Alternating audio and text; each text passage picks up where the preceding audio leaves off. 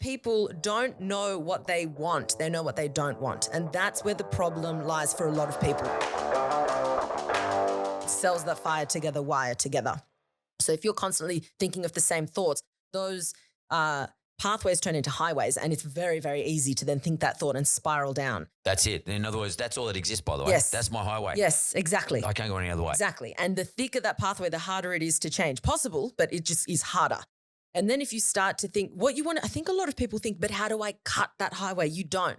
You just stop servicing the highway. Go You around the back start way. feeding another. And if you're not using it, you lose it. It's with everything. It's with everything that you do in life. If you don't use it, you lose it. Same goes for connections and synapses in your brain. If you start using another road more and more and more, it gets thicker, there's more traffic. The other one is not going to get fed with, blood supply, oxygen, and it's going to start, those connections will start to die off. So you'll have a residual memory of it stored in your brain, but the accessibility to it will be way harder. Like if we understand where we are today and we understand where we want to be for whatever the reason is, we want to leave out that spot and go over here. Yes. As a person, then you can retrain. You can stop feeding the highway, stop putting the tolls in that tollway and go another route. Yeah, you can. Yeah. The main thing is you can't change what you don't acknowledge. You have to acknowledge it first. And then a lot of people don't know what they want. They know what they don't want. And that's where the problem lies for a lot of people. They're sitting here thinking, well, I don't want this. This is shit. I don't want this.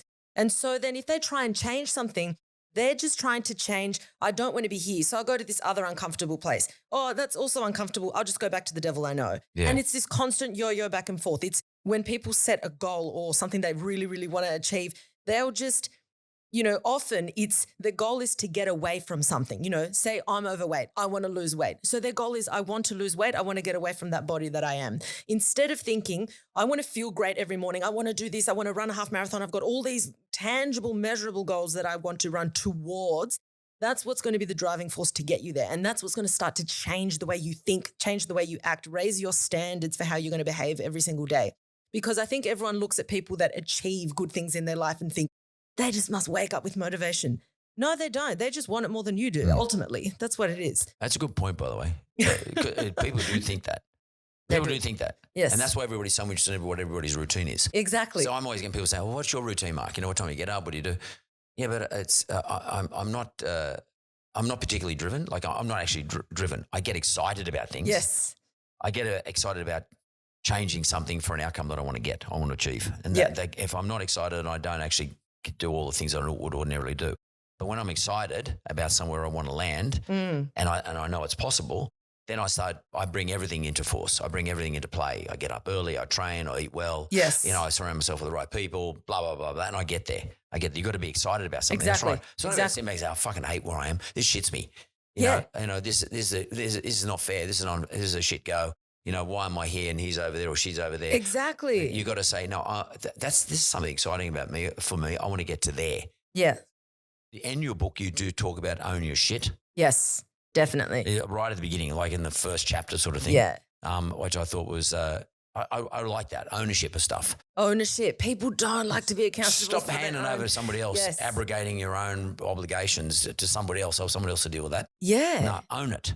Own it. Do you know how much more I respect someone when they can admit they were wrong and apologize? I actually have more respect than if you prove to me that you were right. Just not because I have to be right, but I found that I started feeling more powerful when I could admit I was wrong. It's intellectual power. Yes. Because if intellectually you can get over the fact that you're wrong, it means that you're actually in control. If you can't let go of your emotional attachment to being right or being the one that was hard done by or being the victim, you're never going to grow and you actually have no power because it holds power over you. If you can say, I'll take responsibility for that. I was wrong. I'll take responsibility for that because it was my actions that caused this, which can be changed and which I now acknowledge. So is that what you said earlier on though, Alexis, that you acknowledged that you didn't need closure to make yourself feel better or to stop yourself from crying in relation to what happened to you with your ex?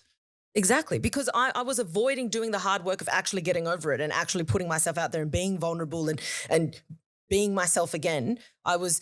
it was painful, but it wasn't scary. I was just, hoping that he'd come back and I was in a very powerless position and it's very boring and. So powerless is the opposite of this, be bold. Exactly. Bold is powerful. Yes, taking that power back. And a lot of the power comes from owning it, acknowledging it. And that's the starting point. You can never go anywhere if you're not acknowledging where you are right now. Because a lot of the time you're in denial, you're just not aware. If you can be aware and own it, especially own where you did wrong, that's the biggest gift. If you can know where you did wrong or know what you can do better, that is the best thing you can do for yourself, because then you can do something about it. If you're going to say it was your fault, it was that fault, I was unlucky, well, then technically you can't do anything about it. So nothing's going to change in your life. Can I ask you this then? You share that experience in everything you do, your book, your podcast, everything you're doing. Sharing, most people interpret sharing as generosity. Where is the line between being generous or being seen as generous and doing something because it serves something within yourself, something you need to do to make yourself a better person? In other words, selfishness versus generosity.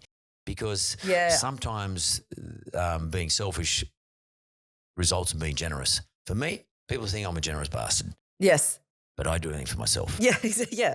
I think that it's never going to really work for you if you think, oh, I'm going to get by being a martyr and it's all at my expense. And that's ridiculous. That's ridiculous. You know, the world works in abundance. You have to do something that's going to work for you primarily, and then share that with other people. You will burn out if you're only doing it for other people. Purpose comes from it filling up your cup first, and then correct, more people.